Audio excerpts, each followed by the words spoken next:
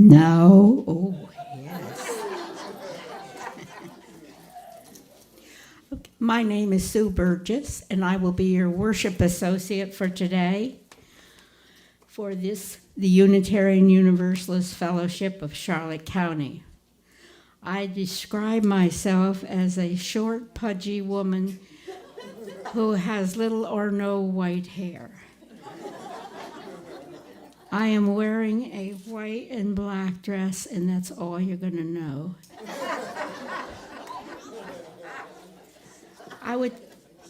Before we begin this service, I would like to take the opportunity to express my gratitude to the following: Tom and Corey for the technological support this morning, Laura L., Sue B., Cheryl, who have shared their creativity and who have made this physical space a joy to behold. Our membership committee and the greeters as well, and to Janet, Ryan, and our summer choir.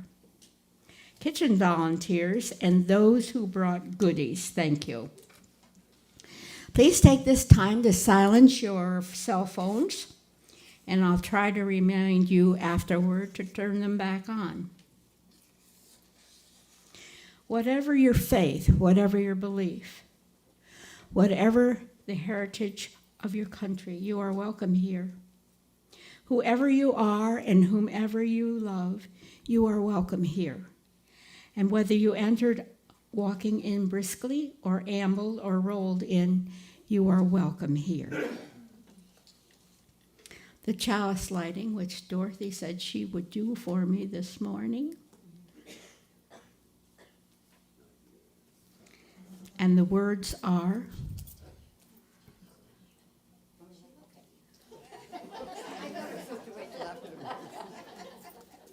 well, what are the words? What are the words? It's on one of those sheets. The spirit of this fellowship and service is its law. This is our aspiration, to dwell together in peace, to seek truth in love, and to help one another.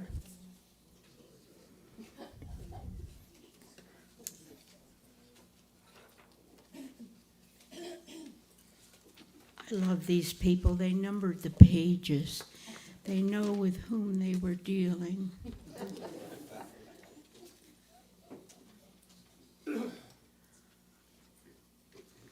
Yes, ma'am? Welcome the new people. Do we have to? Oh, yeah. Well, if there's any new people who want to show themselves, do so at this time. Oh, no.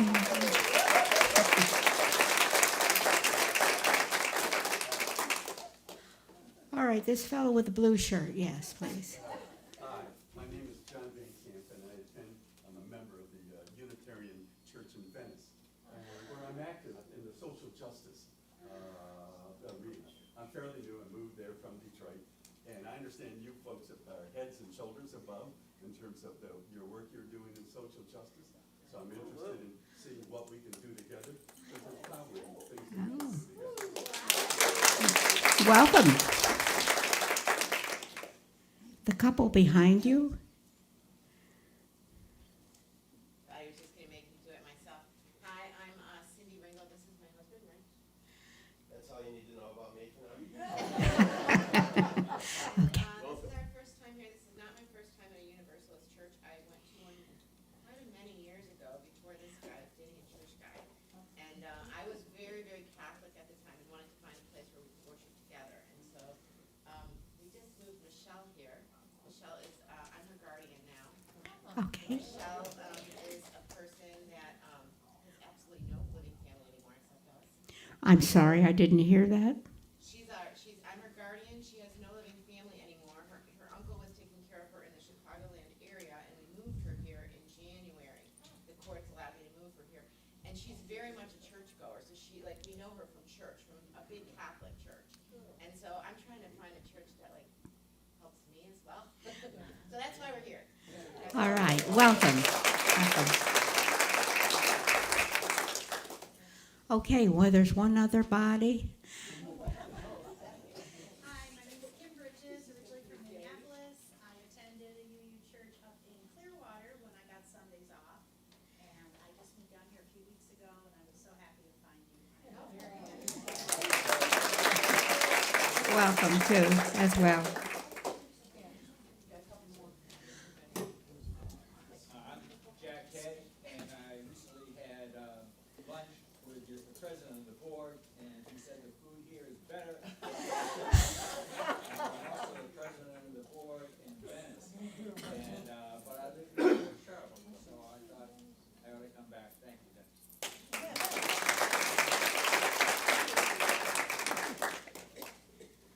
I'm going to introduce myself. I'm Bob Murphy's wife. Bob's speaking this morning. My name is Lynn. Well, welcome as well. And I see we have two oldie returnees in the audience too. Valerie and Valerie's husband.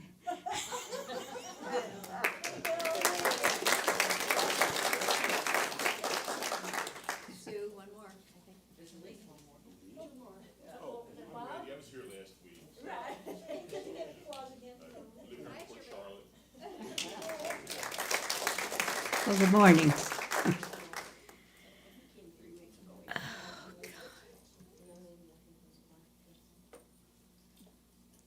Now, Dorothy, am I allowed to proceed now? Thank you very much.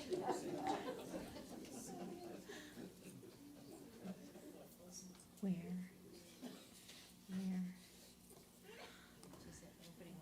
Oh, the opening words maybe next? Yeah. Do you have opening words next? Okay.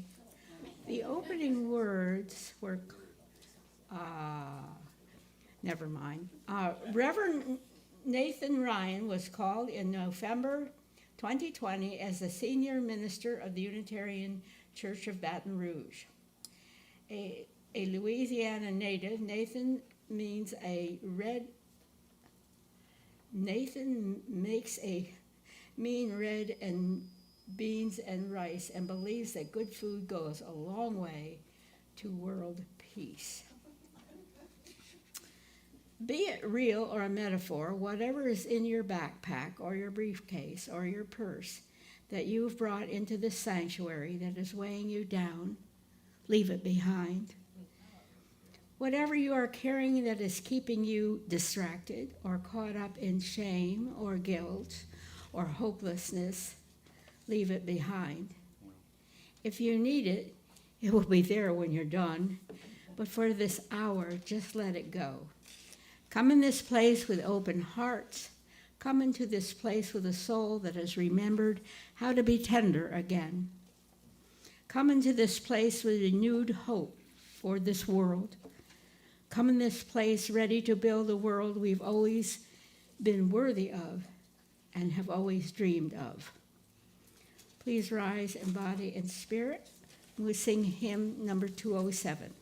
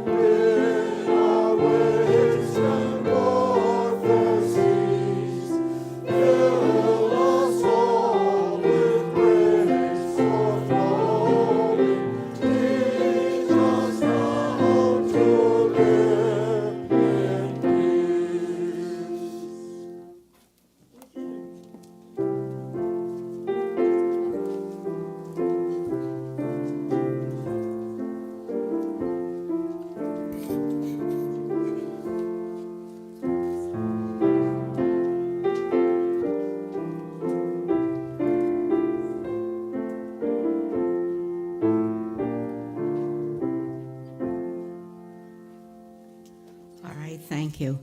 I have been informed by the powers that be that we need to do the prelude. Okay, Ryan. Thank you.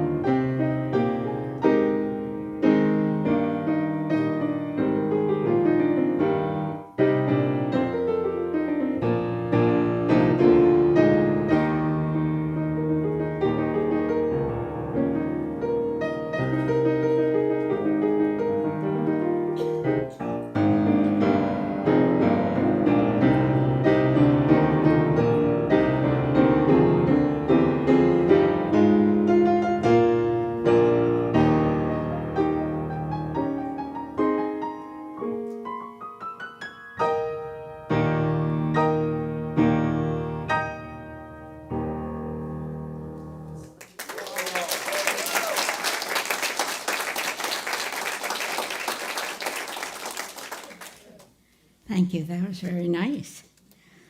Okay, we have had a long tradition in this fellowship of sharing our joys and concerns. It is our way of recognizing the journey of life. These messages, if you have them, can be written at the back of the sanctuary in a red book, which is in the hot little hands of Fred at the moment. If you'll bring that to me, Fred, I'd appreciate it. Those of you who are home can email your entries to the Book of Life at UUFCC.org.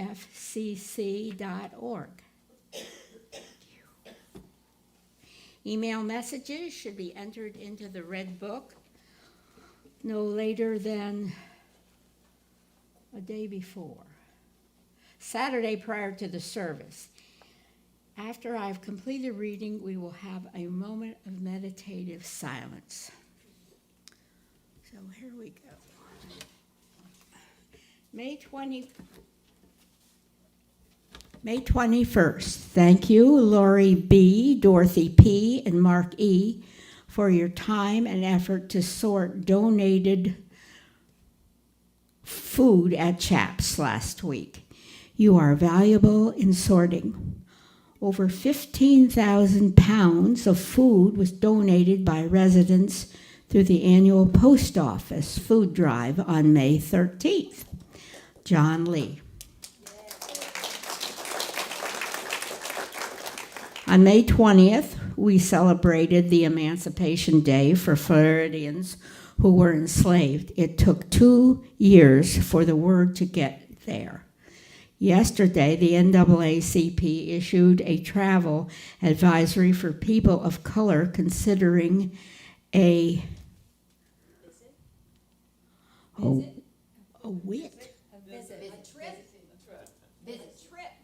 visit. My heart lifted by UUFCC's racial equality efforts. Thanks for all you do. Marvin Coveney is leaving Friday for Colorado. And for 2 months, we'll miss you all, Marvin. Says he going already?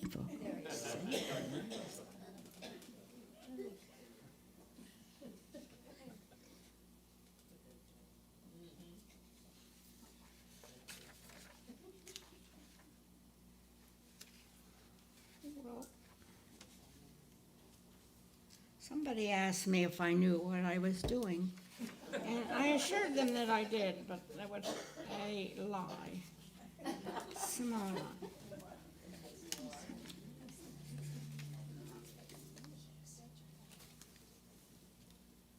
Does anybody know what's next?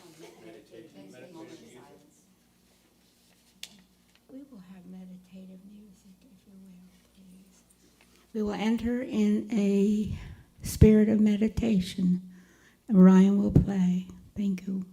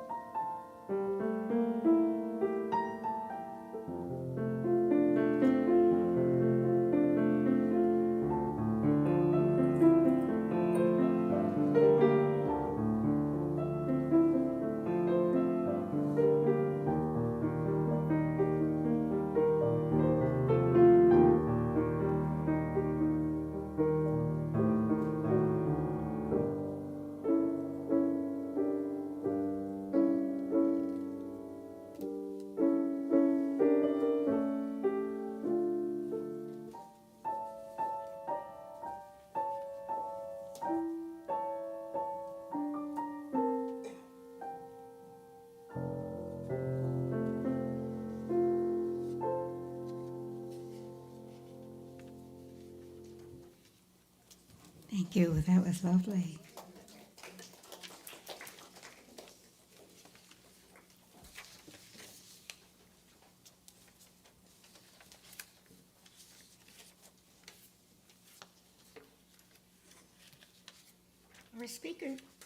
Our speaker this morning is Reverend Bob Murphy.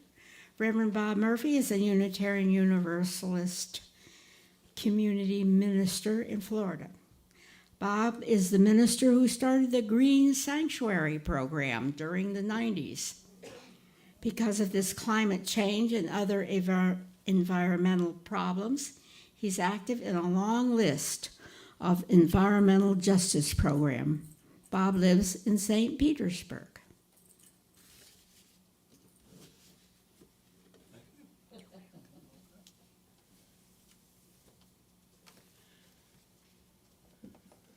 This is the third time I've been with you, and I want to thank you for the invitation to come back.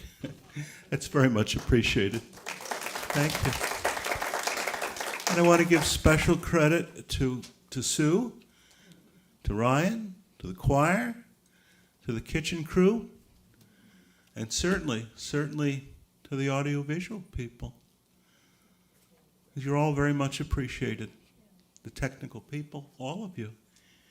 Because you all come together in the spirit of mutual aid to make this congregation happen and to do some good in this community. So thank you. I'm going to talk about three things today. I'm going to talk about Older Americans Month because, well, for some reason that seems appropriate here. Somebody told me that I think this is one of the highest percentages, this area of older Americans in any community anywhere in the United States. What is it? It's about 50% or something like that? Okay. So anyway, we paused to celebrate Older Americans Month in the month of May, and I'll say more about that. I also pause, and I encourage you to do the same, to celebrate VSAC. Okay, how many of you know what VSAC is? All right, okay.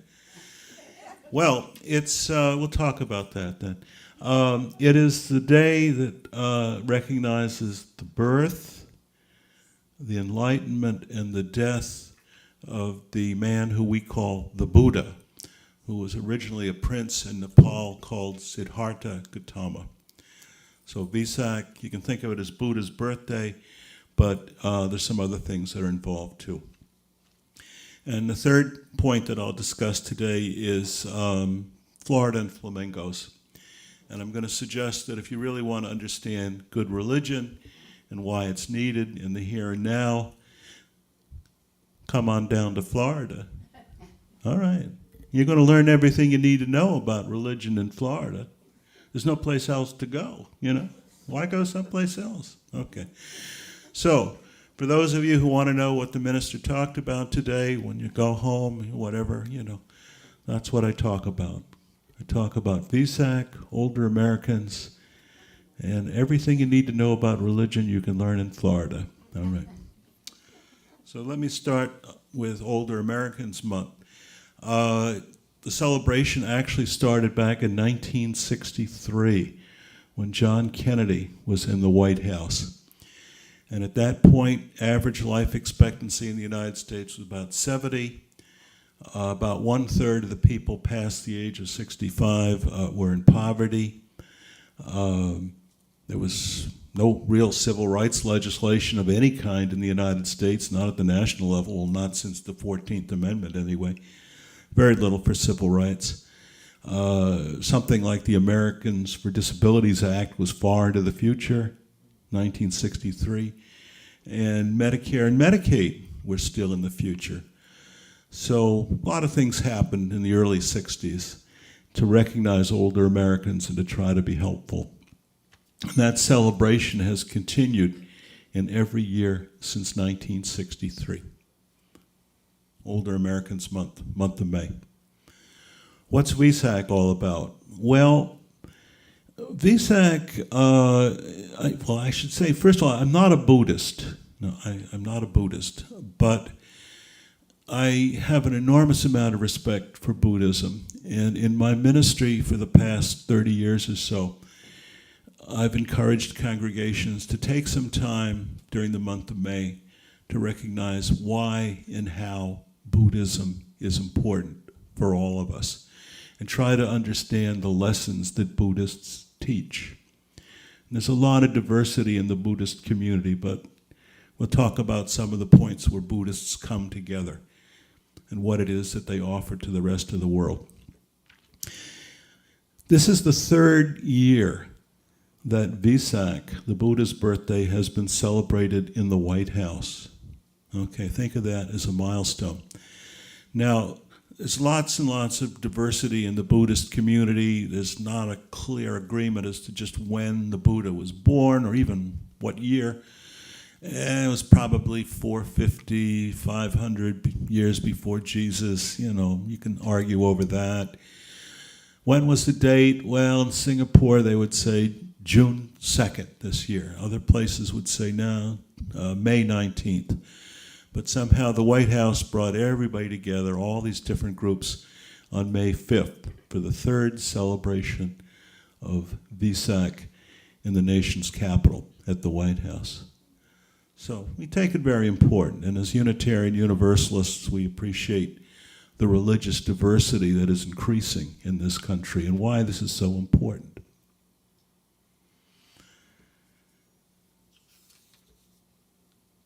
A couple of days ago, I was asked to go before the city council in St. Petersburg.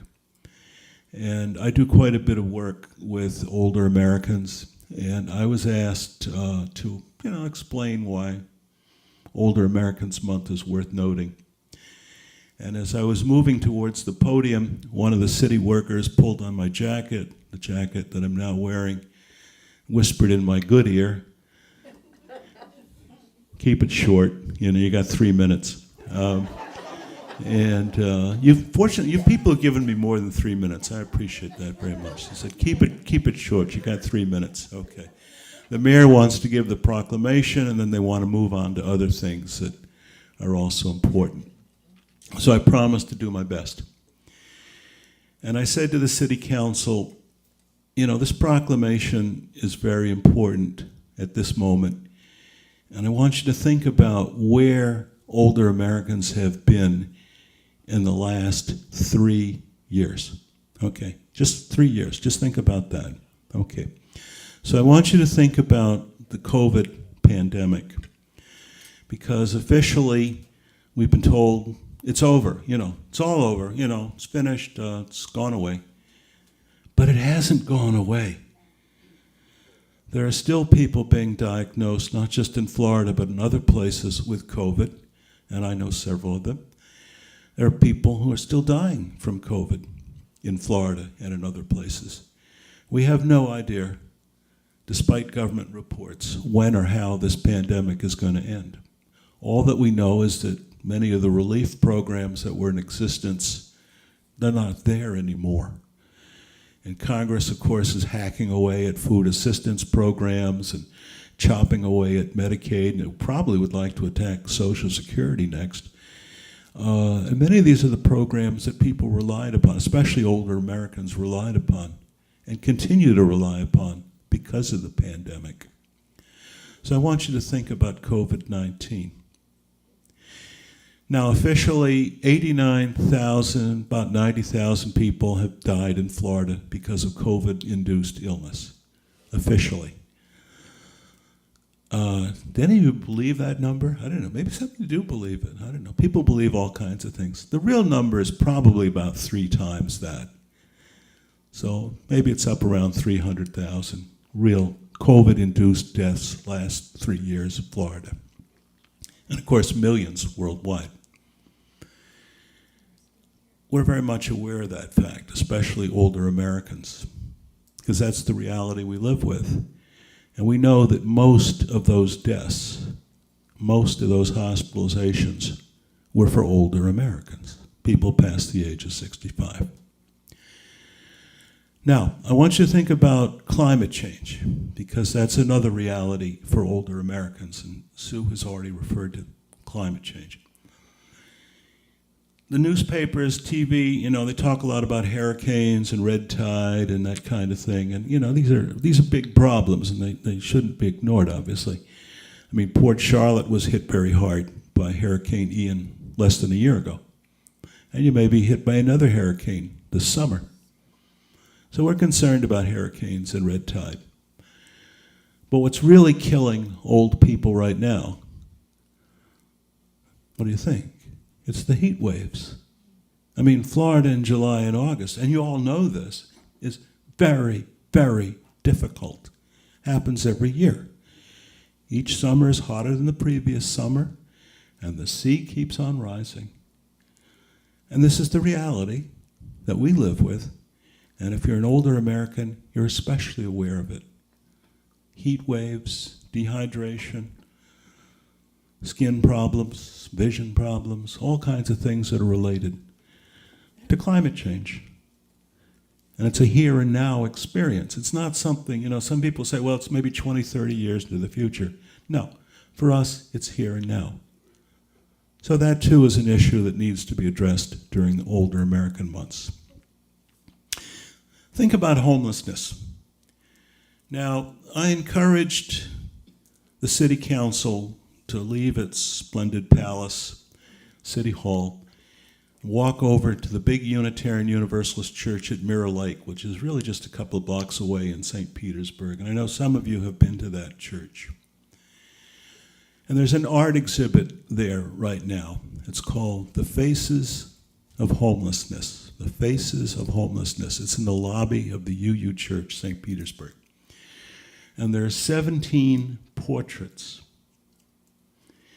And of course, each person has a different story to tell. Men and women, black and white, they're all different stories. But if you look at those portraits, one of the things that you'll notice that most of these people have in common, they're old people. Most of them are older Americans. And this is a reality that is not acknowledged very often. That the problem of homelessness, especially in Florida, but throughout the nation, the term that's used is graying. More and more of the homeless are older people. And it has a lot to do with, the rising cost of housing, problems with gentrification, mobility, other issues that could be mentioned, lack of adequate support. But increasingly, the homeless population looks gray. And that's why we talk about the graying of homelessness. And if you go to see those portraits, or if you visit a homeless shelter, or maybe go to some of the community meals, that's the reality that you're going to meet. So I encouraged City Council, and I did all this in 2 minutes and I think it was 52 seconds. So I came in short of 3 minutes, okay. In less than 3 minutes, I said, these are some of the things that you need to look at. Get out of the palace, go see what reality looks like in Florida. Those are some of the problems. And there are other problems too. Voter suppression. Voter suppression is hitting older Americans very, very hard. It's increasingly difficult to register to vote. And of course, if you want to go to the polls on election day in Florida, it's becoming more difficult than it was 3 or 4 years ago. Some of the support that would have been there in the past, you ask for a drink of water, you need assistance getting up the stairs. Poll workers, and I have some inside knowledge about this, poll workers have been told, we don't do that anymore. 3 years ago, poll workers were able to say, well, you might want to vote by mail if you can't come to the polls. Nowadays, they're not allowed to do that anymore. Voters have to figure that out on their own, and then they have to figure out how to register. So voter suppression is another issue that's very big for many older Americans. Let me tell you the story of the Buddha, because I mentioned Vesak.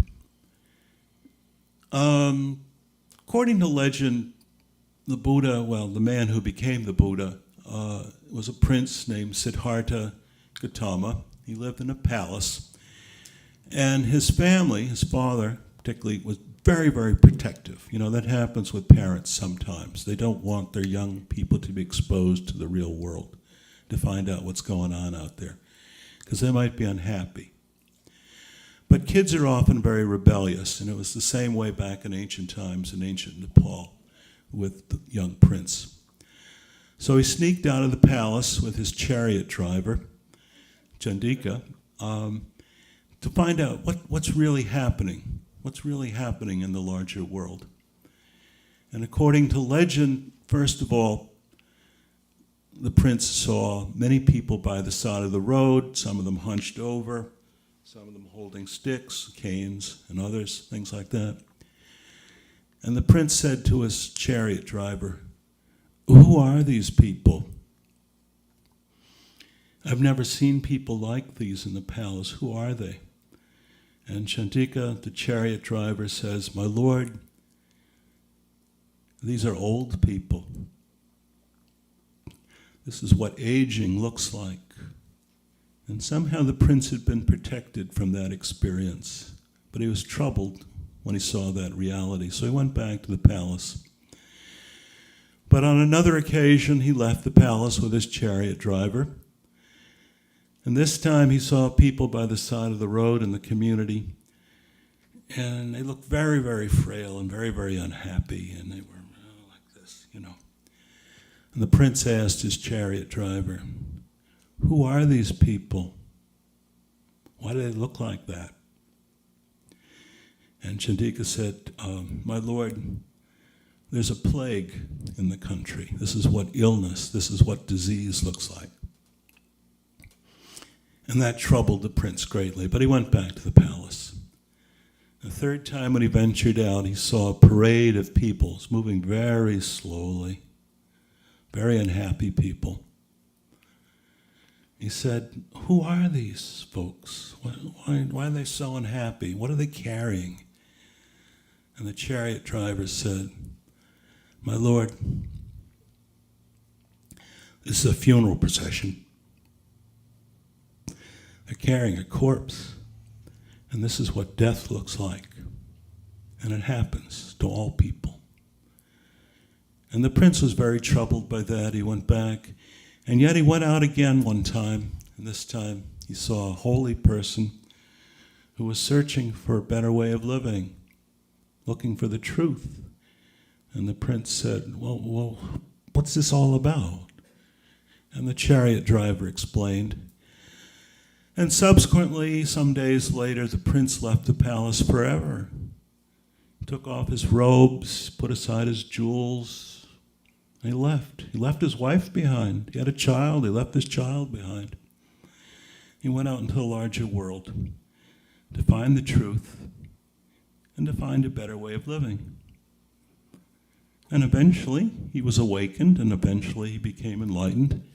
And that was the moment when the Prince Siddhartha became the Buddha. And you can read about this, the rest of the story at your leisure. I'm not going to take up a lot of your time. But that's how it starts, by leaving the palace, by going out into the larger world, and by seeing reality, and then by asking questions.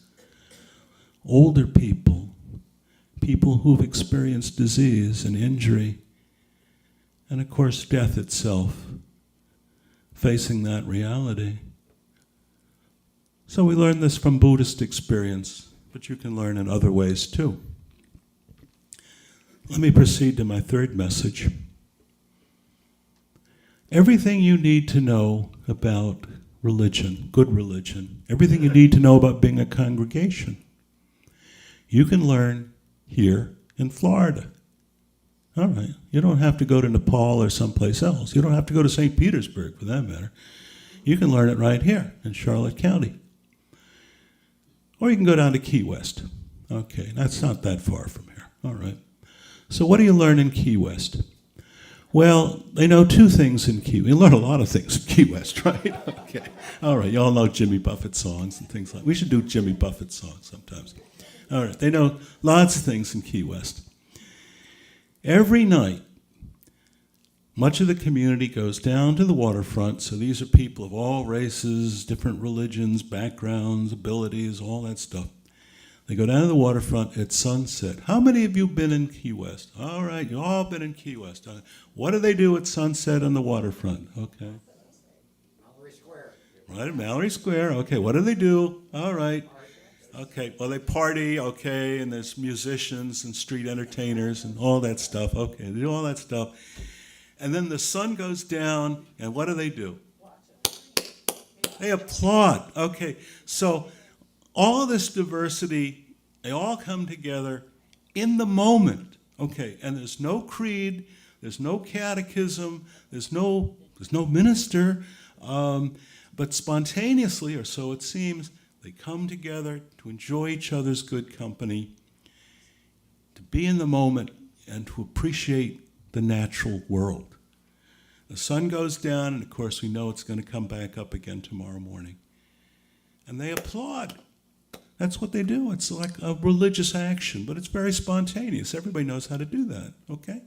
You don't have to believe anything. You just appreciate the situation that you're in. Something similar happens in Tel Aviv, okay, over in Israel on the beach. They do something just the same, like that. It happens in some of the communities in Hawaii, Honolulu, I have been told. Applaud the sunset.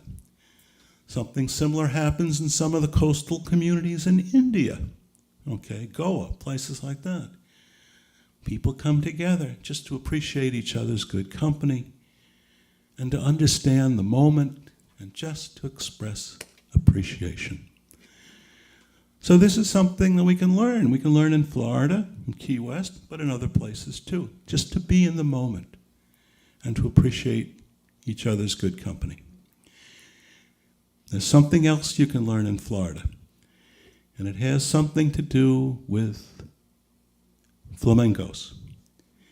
I'm fascinated by flamingos, and I suspect that many of you are too. They're sort of one of our emblems here in Florida.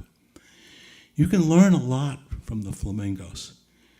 Now, in the olden days, there were reports the flocks were not just in the hundreds or the thousands. There have even been reports there may have been as many as 1 million flamingos in one place at one time, which I find incredible, but, you know, that's been reported, okay, historically.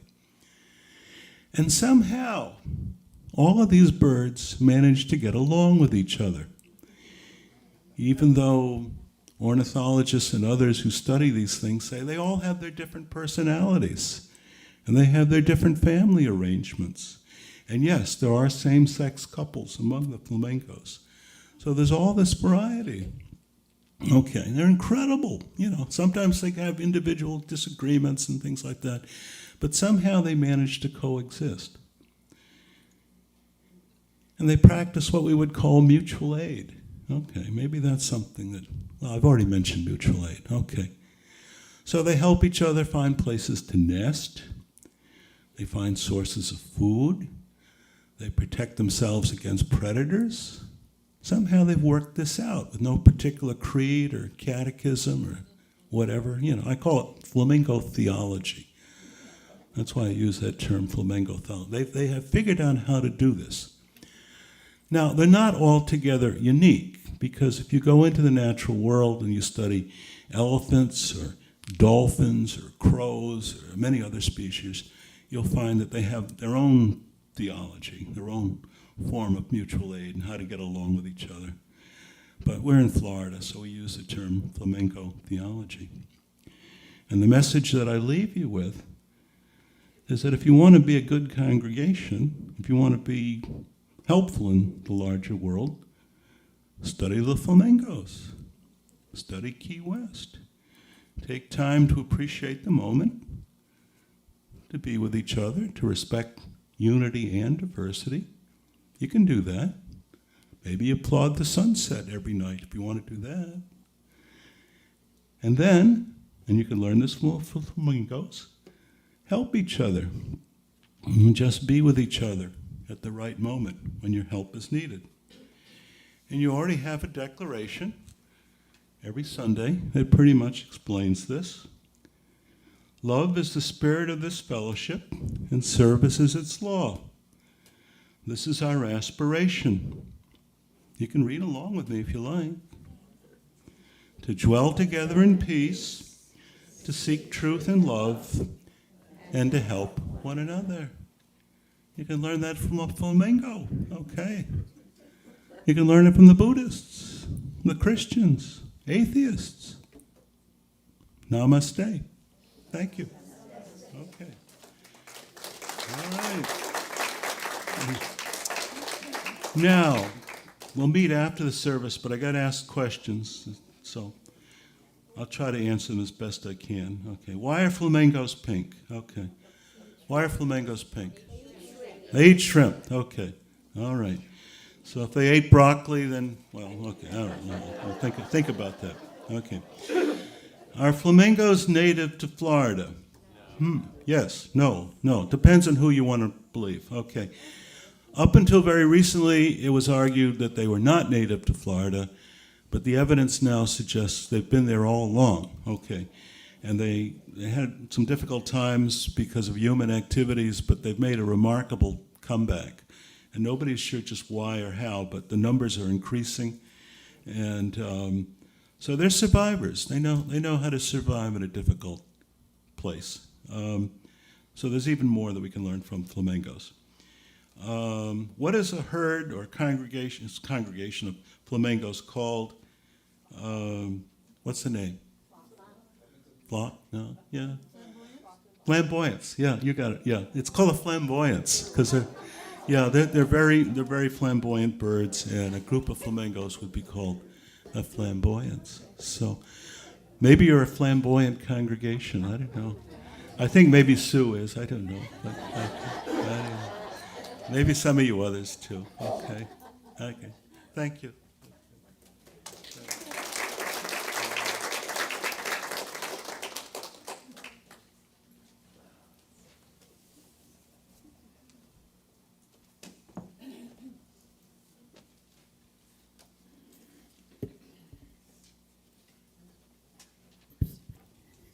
I want to say something funny, but I better not, I guess.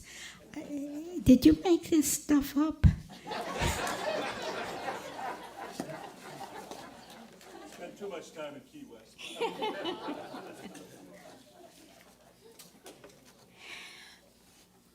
In our tradition, congregations exist because of the generous support of our members and friends. It is our privilege and our responsibility to ensure the health and future of the fellowship. To this end, your offerings support the ministry of this fellowship, whether by pledge, donation, or online. There are several ways you can give.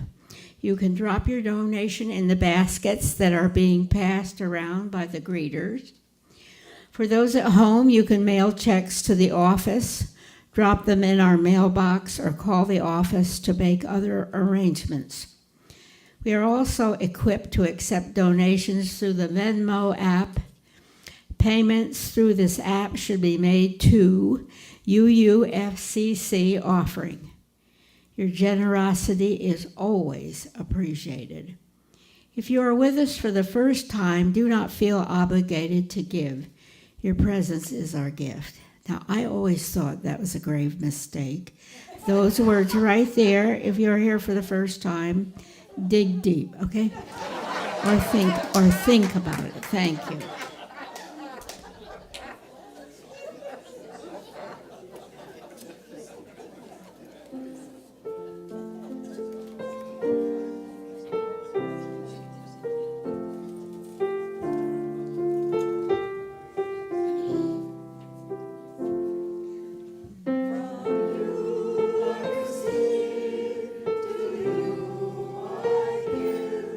Together we share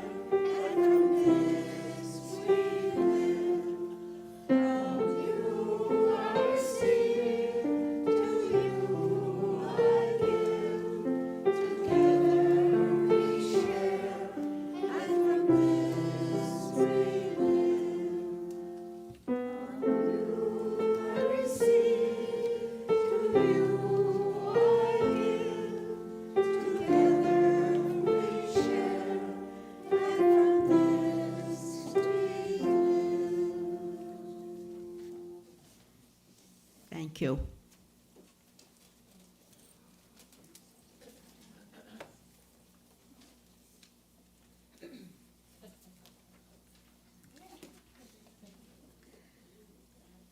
Please join us in singing hymn number 402. Oh, I have an announcement. don't you love these people who just come out of nowhere and take? I told her I'd give her help. I'd give her help. I've got a new project. I'm one of many Floridians who are trying to put the issue of abortion on the ballot for 2024. And so I have brought some petitions with me. I'm not here to discuss abortion, but I'm here just to say the issue needs to go to the voters. And if you're interested in that, I've got it. I'm also here with some information of anyone who also wants to become a volunteer. There is a group of young people who are running a training session every Thursday from 5 to 6 by Zoom to make sure that these signatures are corrected correctly, because this is a real issue in Florida of making sure we do this with a great deal of transparency and that this is being done as a clean election issue. And so if you're interested, I have that too. It's very easy to do. I did it once, and I was with 784 other people on that Zoom call. And I'm now going to do it through the League of Women Voters, because the League is also going to be very involved with collecting. We need 1 million signatures. And they're really looking for doing it for all over all counties in the state. I live in Pinellas County. It's not going to be that difficult to get to signatures there, but this is a different area, and they really do need to have, this is just to put the issue on the ballot, folks. That's it. So if you're interested, I have those with me. I will leave some available for the future. The one thing is, be careful, and you'll see at the bottom it says, it is now a first-degree misdemeanor to acknowledgingly sign this same petition twice. So just make sure whatever you do, only sign it once. And you have to be a registered voter in order to sign in Florida. So, and also it says, they're also very clear about where it says they don't want country here, they want county. So, again, these people seem to have it online as to exactly how to gather these signatures, and I think we'll do it, but it's going to be an issue. So, thank you. Sorry.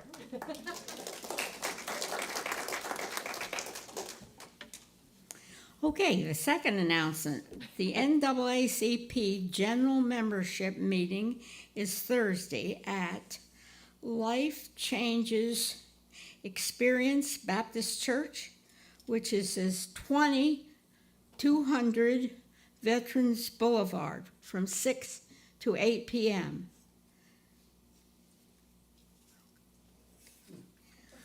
Well, there's a vegan potluck next Sunday. Oh boy. May 28th. Bring your own plate and utensils. No food is required? Is that? Yes, apparently it is. Okay.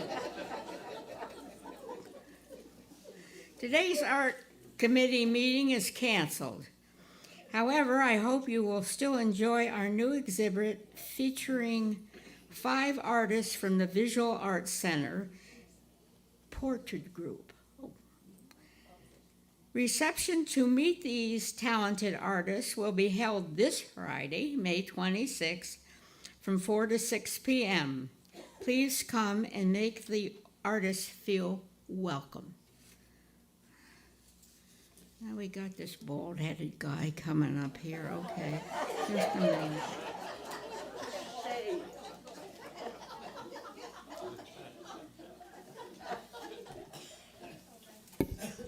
I don't think Sue likes me very much.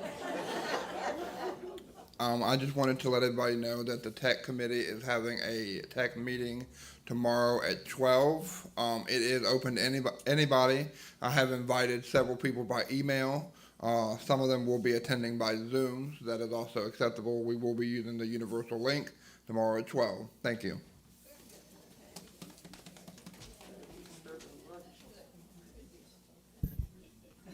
I don't know if I like him or not.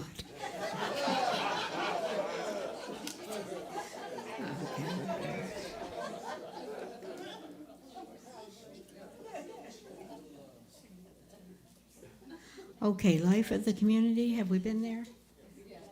We've been there? Okay.